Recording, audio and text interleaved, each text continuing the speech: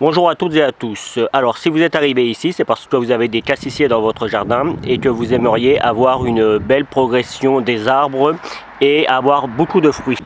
Et vous allez voir que pour réussir cela, c'est pas très compliqué. Alors moi je vais probablement le faire sur plusieurs de mes arbres parce que les miens sont encore un petit peu jeunes et du coup ils sont pas très garnis, mais ça va quand même me permettre de vous expliquer comment faire.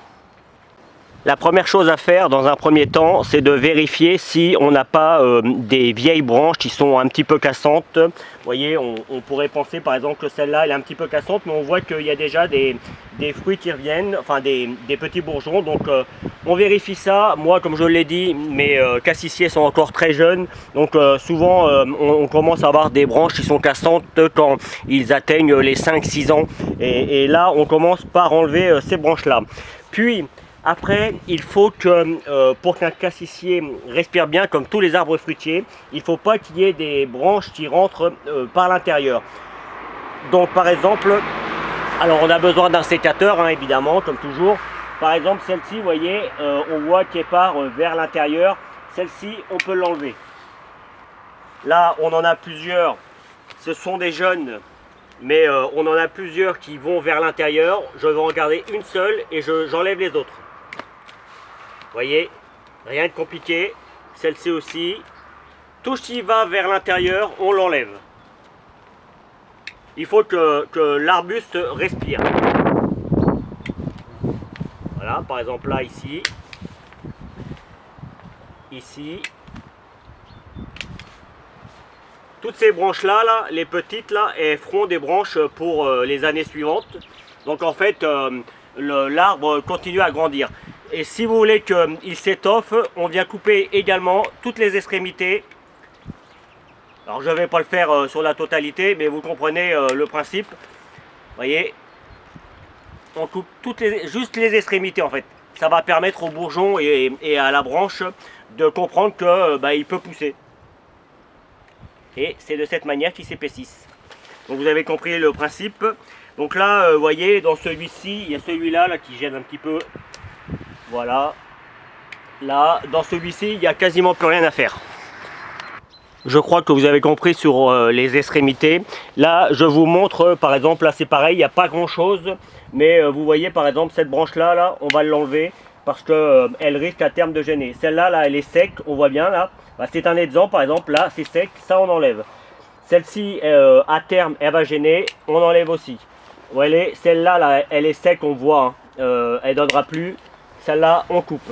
Finalement, c'est un bon exemple là. Il y a pas mal de sec. Et sur le principe, tout est à peu près correct. Pour celui-ci, on arrive sur, j'en ai encore d'autres, mais ils sont plus petits, donc il n'y a pas grand-chose à faire. Celui-là, il y a un petit peu plus de travail, notamment à l'intérieur. Vous voyez, là, on est un petit peu trop garni, mais par exemple, c'est celle-là surtout qu'il faut enlever.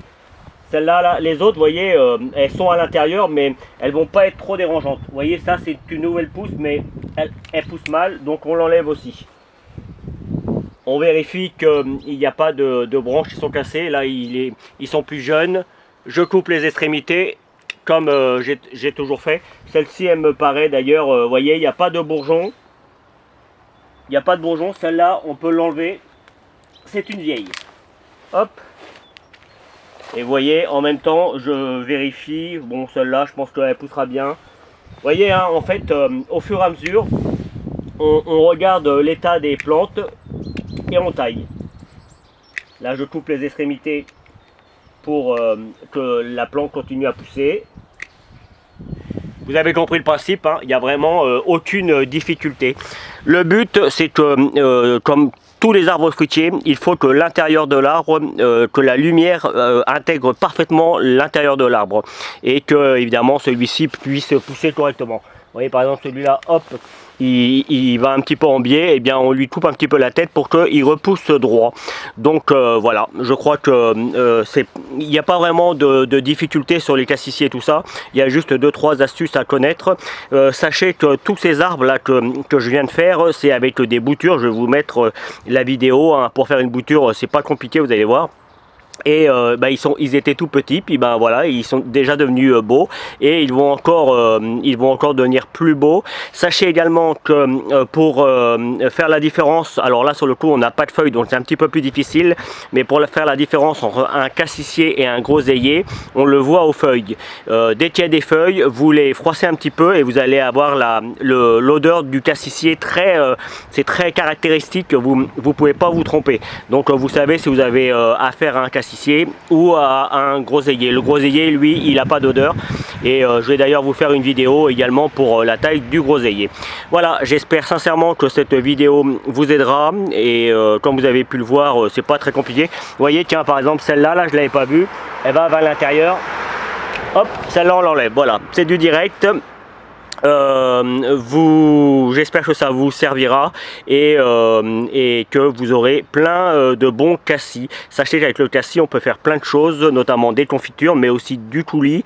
Je vous mettrai peut-être des liens de mon autre chaîne, comment fait-on, la chaîne principale où je cuisine et je fais de la pâtisserie, et je vous donnerai des recettes de coulis et de confitures et vous verrez, c'est délicieux.